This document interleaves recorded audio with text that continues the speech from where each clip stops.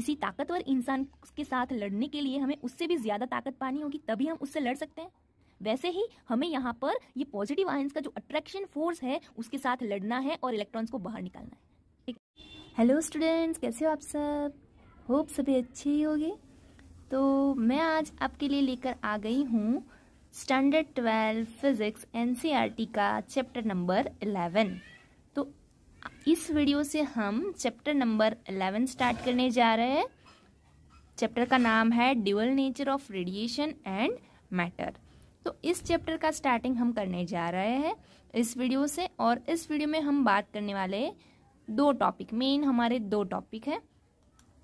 एक है, पहला जो हम डिस्कस करेंगे वो है इलेक्ट्रॉन एमिशन, और फिर हम बात करने वाले हैं वर्क फंक्शन की, कि वर्क फंक्शन किसे बोलते हैं। ठीक है, तो फिर हम बात करने वाले हैं वर्क फंक्शन की। तो इस वीडियो में हम कवर करने वाले हैं दो topics, electron emission and work function.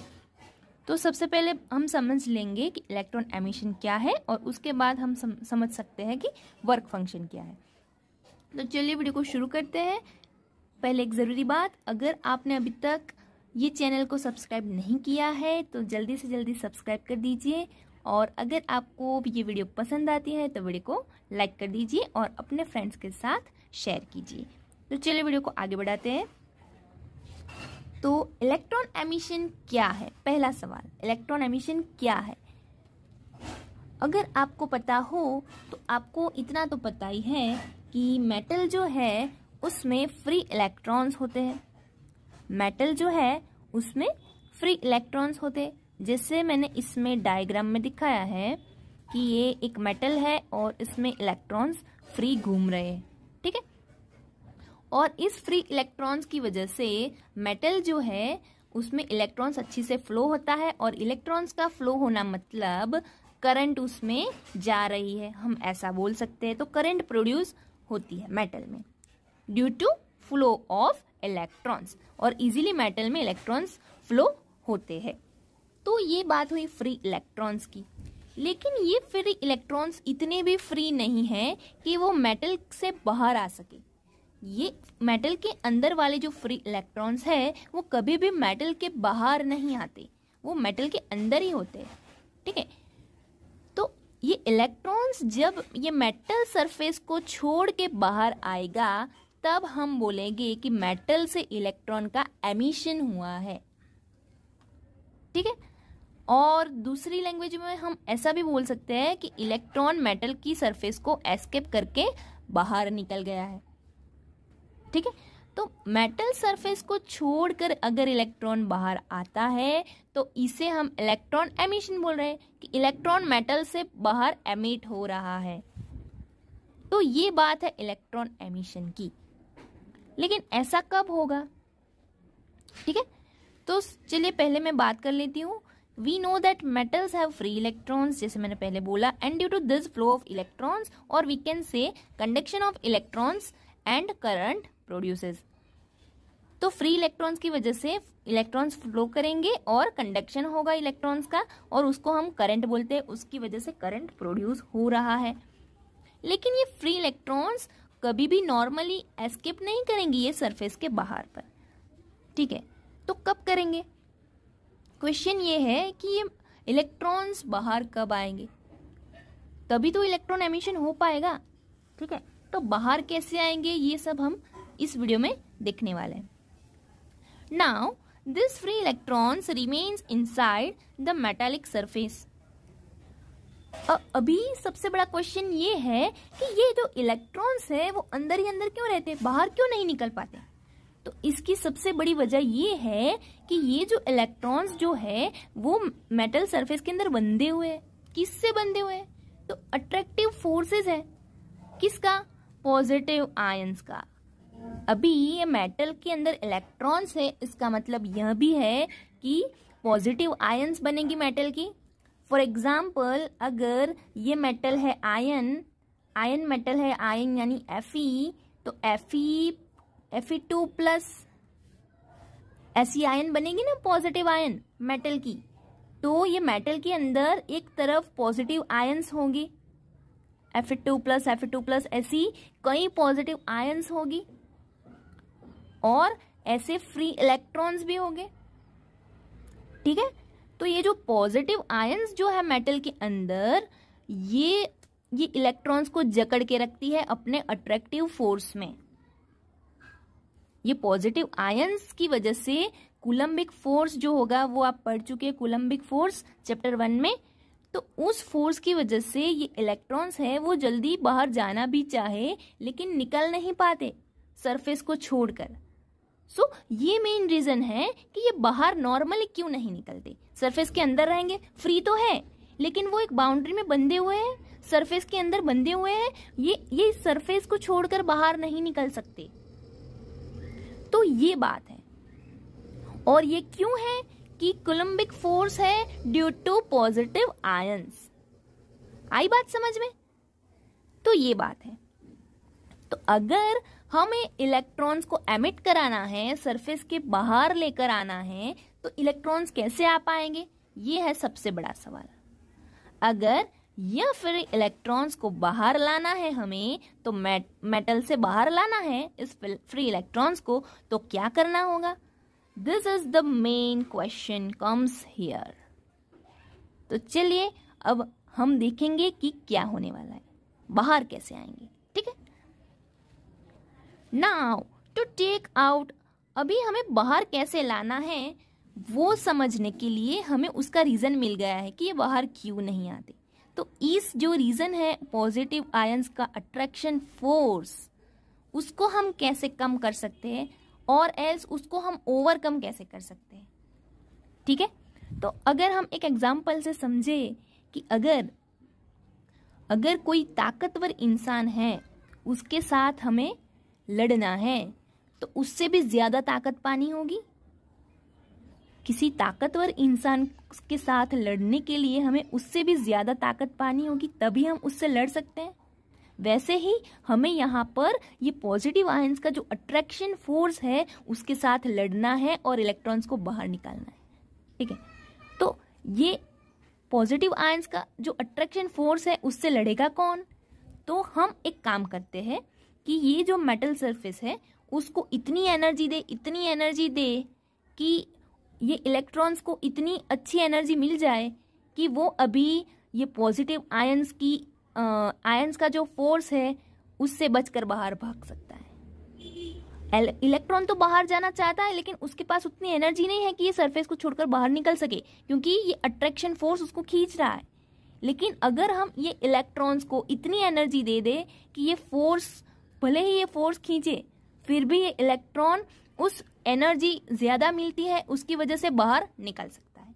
तो हमें इतनी एनर्जी देनी है इस मेटल सरफेस को कि ये इलेक्ट्रॉन जो है उसका जो पॉजिटिव आयंस का अट्रैक्टिव जो फोर्स है उसको ओवरकम कर जाए ये इलेक्ट्रॉन और बाहर निकल आए। तो ये काम करना है। We need to apply enough amount of energy which is sufficient to overcome the attractive force of these ions. तो ये काम करना है, तभी इलेक्ट्रॉन्स का एमिशन सरफेस के बाहर हो पाएगा। और जब भी इलेक्ट्रॉन सरफेस के बाहर निकलेंगे तभी हम उसको एमिटेड इलेक्ट्रॉन्स बोलेंगे। फ्री इलेक्ट्रॉन्स जो होते हैं वो सरफेस के अंदर ही होते हैं, वो कभी बाहर नहीं निकलते। बाहर निकलते हैं, सरफेस को एस्केप करके बाहर निकलते हैं, तो वो होते हैं एमिटेड इलेक्ट्रॉन्स। इलेक्ट्रॉन्स का एमिशन हुआ तभी हम मानते हैं। तो चले अब हमें समझ आ गया है इलेक्ट्रॉन एमिशन क्या है, ठीक है। अभी समझ लेते हैं वर्क फंक्शन। तो वर्क फंक्शन क्या है? तो हमने इतना समझ लिया है कि अगर हमें इलेक्ट्रॉन्स को सरफेस से बाहर निकालना है तो हमें मिनिमम एनर्जी उसको देनी होगी। कितनी एनर्जी? उतनी एनर्जी कि जो अट्रैक्टिव फोर्स को ओवरकम कर सके, उतनी एनर्जी। अगर वो अट्रैक्टिव फोर्स जो है उसको ओवर कर सकेगा इलेक्ट्रॉन, तो वो बाहर निकल आएगा। तो वर्क फंक्शन जो है वो और कुछ नहीं है, जो मिनिमम अमाउंट ऑफ एनर्जी है जो हमें सरफेस को देनी है, इलेक्ट्रॉन को बाहर निकालने के लिए जो मिनिमम एनर्जी हमें सरफेस को देनी पड़ेगी, वो मिनिमम एनर्जी है हमारा वर्क फंक्शन। फिर से वर्क फंक्शन क्या है? मिनिमम एनर्जी जो हम दे रहे हैं इलेक्ट्रॉन को बाहर निकलने के लिए, इलेक्ट्रॉन को यानी मेटल सरफेस को जो मिनिमम एनर्जी दे रहे हैं जिससे इलेक्ट्रॉन बाहर निकल सकेंगे, मिनिमम एनर्जी, उसको वर्क फंक्शन बोलते हैं। कि इतनी तो देनी ही पड़ेगी तभी इलेक्ट्रॉन बाहर आएगा, वो है मिनिमम एनर्जी। उससे ज्यादा देंगे तो ज्यादा निकलेंगे इलेक्ट्रॉन्स, लेकिन उतनी तो देनी ही होगी, मिनिमम इतनी। तो वो मिनिमम एनर्जी जो हम दे सके इलेक्ट्रॉन को सरफेस से बाहर निकालने के लिए, सरफेस से एस्केप करने के लिए, वो मिनिमम एनर्जी हमारी कहलाएंगी वर्क फंक्शन। इसको वर्क फंक्शन बोलते हैं। इसका सिंबल है फाई नॉट, ध्यान रखना फाई नॉट है वर्क फंक्शन, और उसका यूनिट जो है वो इलेक्ट्रॉन वोल्ट है। ये कॉमन यूनिट है जो हर जगह पर एटॉमिक एंड मॉलिक्यूलर फिजिक्स में यूज हो रहा है। तो इलेक्ट्रॉन वोल्ट ये जो कॉमन यूनिट है ऑफ वर्क फंक्शन। आपको एग्जाम्स में ऐसा पूछते हैं कि what is the unit of work function, तो ऑप्शंस में कई ऑप्शंस होते हैं, joule, newton metre, electron volt. तो आपको इलेक्ट्रॉन वोल्ट पे टिक करना है क्योंकि ये कॉमन यूनिट है जो वर्क फंक्शन के लिए यूज किया जा रहा है। अभी इलेक्ट्रॉन वोल्ट की बात आ रही है तो हम देख लेते हैं ये इलेक्ट्रॉन वोल्ट क्या है। तो 1 इलेक्ट्रॉन वोल्ट क्या है, या फिर आपको पूछा define 1 electron volt.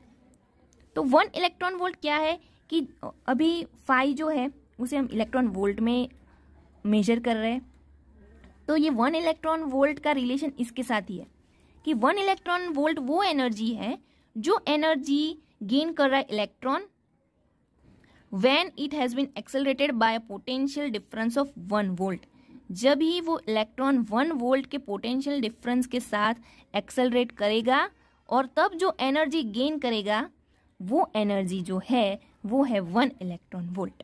Energy which is gained by electron, electron ने गेन की, कब गेन की? जब 1 वोल्ट का पोटेंशियल उसको मिला, 1 वोल्ट का पोटेंशियल से वो एक्सेलरेट हुआ इलेक्ट्रॉन, तभी उसने एनर्जी गेन की। वो एनर्जी है 1 इलेक्ट्रॉन वोल्ट और उसकी वैल्यू निकल के आती है 1.602 इंटू 10⁻⁻19 जूल।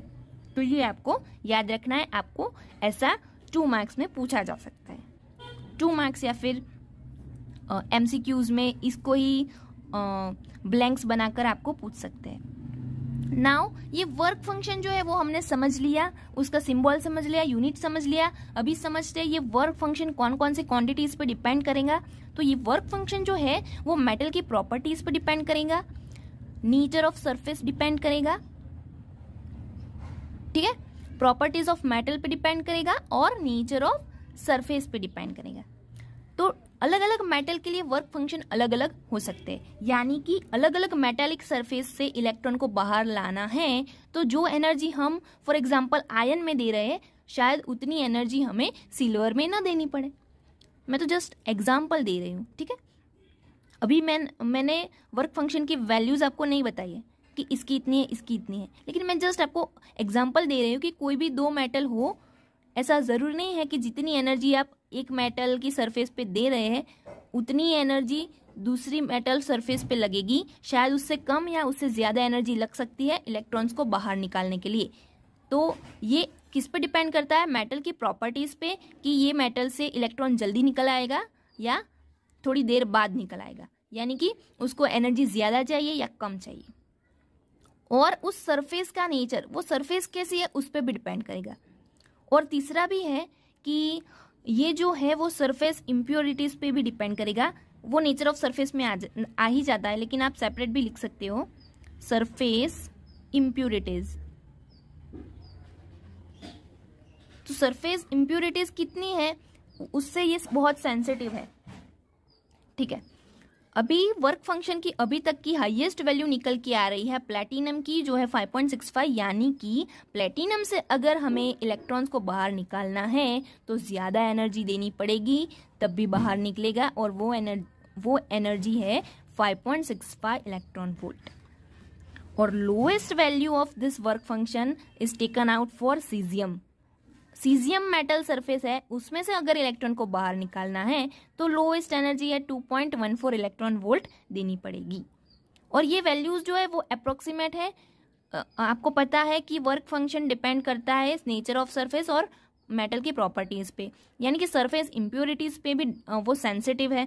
अगर मेटल सेम है, सीजियम ही है, लेकिन उसकी सरफेस में इम्प्योरिटीज ज़्यादा है तो वो सेंसिटिव हो जाएगा।